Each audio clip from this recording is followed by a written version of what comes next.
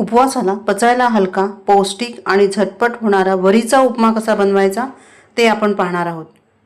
मऊसूत, मोकळा आणि झटपट होणारा वरीचा उपमा बनवण्याकरता 1 वाटी इथे मी वरी घेतलेली आहे।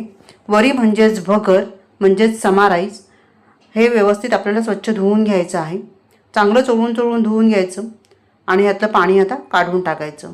वरी आपण स्वच्छ धुवून घेतली, बाजूला ठेवून देऊया। फोडणी करता तेल घेतलेलं आहे।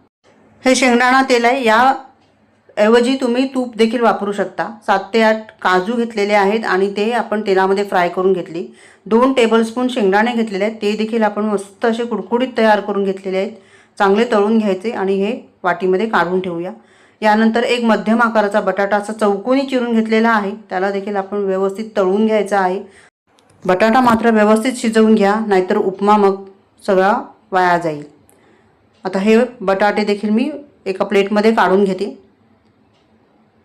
यानंतर फोडणी करायची आहे। अर्धा चमचा जिरं आणि 4 मिरच्या बारीक चिरून घातलेल्या आहेत आणि त्यानंतर भिजवलेली भगर आपण घालायची आणि ही भगर 5 ते 6 मिनिटं चांगली परतून घ्यायची आहे।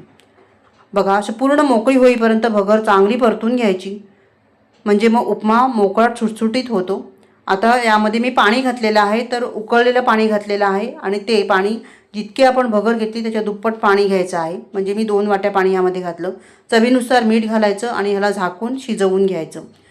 भगर चांगली शिजवून घ्यायची आहे। बघा, चांगली मोकळी मस्त झालेली आहे आणि चांगली फुलली देखील आहे।